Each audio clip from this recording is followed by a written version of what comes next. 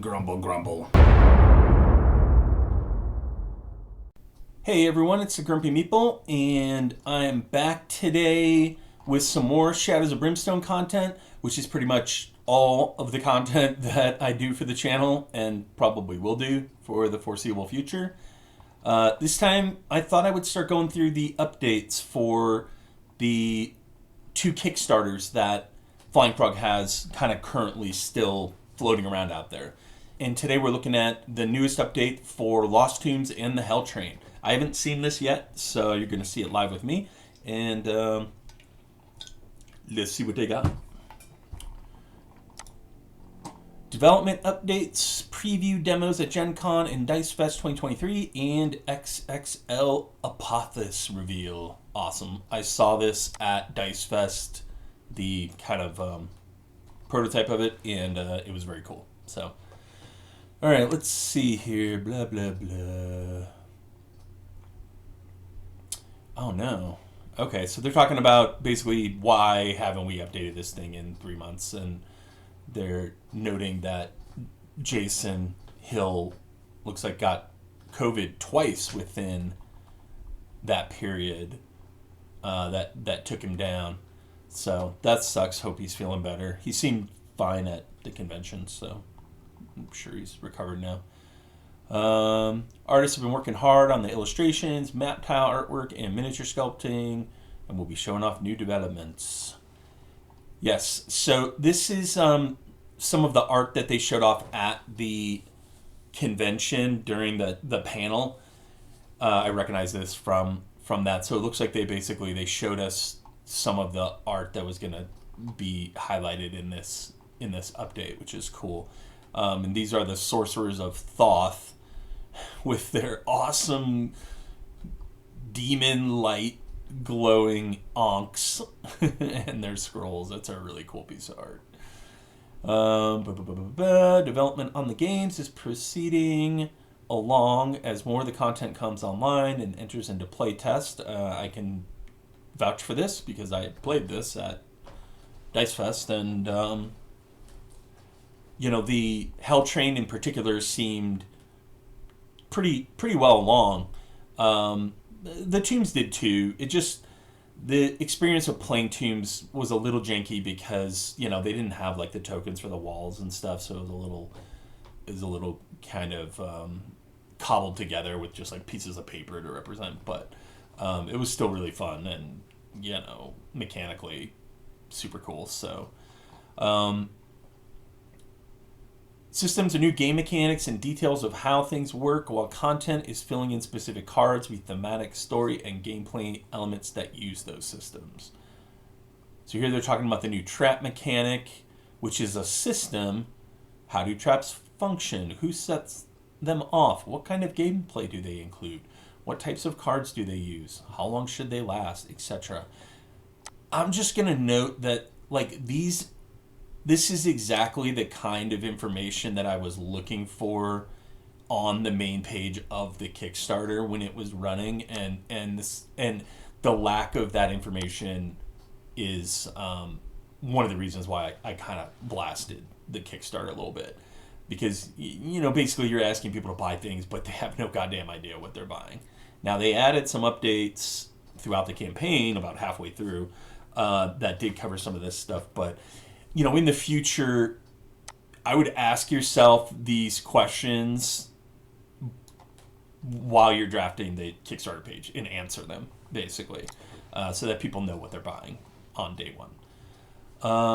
Then they go on to say, once a system is more or less worked out, using prototype content, blah, blah, blah, we go back and start filling in the game with additional content, all the different types of traps, cards, and trap solutions, etc. At this point, most of the new systems introduced in the Lost Tombs and the Hell Train core sets are in place. Yep, like I said, I can verify for that. And they are on to adding in all the content, which they already had, encounter cards and whatnot that were themed specifically for these two sets. So I think that they're well along on that process. Make no mistake, with any new Shadows of Brimstone games, there is a mountain of content to develop. Yes, there is. So here's some pictures from Dice Fest of people playing the new sets. Got the Lost Tombs here. Yeah, it really was cool. The trap mechanic, it was very cool. And there's Jason showing off the Hell Train. I was sitting in that very chair probably an hour later playing through it with him myself. One of the fun things about doing a show like Gen Con or Dice Fest is getting to let players get some hands-on time with the prototype games. Yes, that's like one of the primary reasons I went.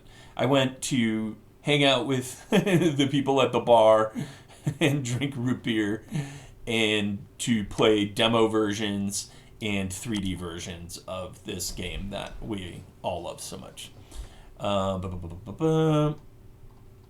And they did a really good job of getting a lot of people to play the game. I think they added sessions after the fact because to be honest, I had pinged them and I was like, "Hey, I'm coming to Dice Fest. I'm trying to cover this game for my channel, and I can't get into any of the preview games." And so they added some additional sets and gave me an early heads up so I could get in there and snag some sessions, which worked out great. Now we're looking at Apophis, the bringer of darkness. The massive serpent god Apophis, Lord of Darkness, rose from the desert sands to strike at the heart of Egypt and its god protectors. It is said that Apophis came from the sea, allied with the kingdom of Ferox to spread death and shadow across the land. Okay, he's a fucking snake, so and he doesn't look like a sea serpent, but okay. A mythical force of chaos and destruction, Apophis takes the form of a towering cobra in the mortal world, ridged with razor-sharp spines and a thick serpentine body that burrows through the desert dunes. Wrapping around stone columns, obelisks, and even the machines of man, his coiled body can easily crush anything in its constricting grip, while slithering to smash those foolish enough to stand before his might. And there he is. Yes, so they note here, Apophis was included with all Railroad, Scarab, and above pledge levels. And, I saw like I said, I saw this very miniature, got to hold it in my hand, and it is really cool. He's crushing this huge Egyptian obelisk, which is super cool. Yeah. Pretty dope looking. Look at those eyes. Hey.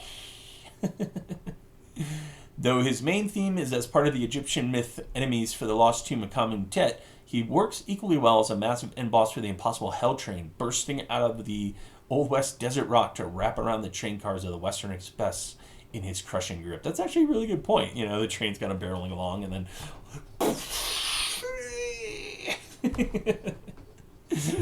hope you guys enjoy the sound effects. So yeah, that's cool. And so he obviously will come with threat cards for the Impossible Hell Train, I assume, or you could just kind of move the threat cards in there.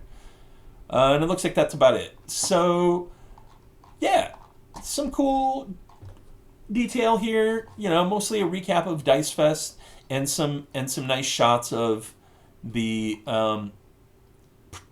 pre-production boards and miniatures and whatnot, and then just a nice preview of just how awesome this freaking miniature is. So I think that's just about it.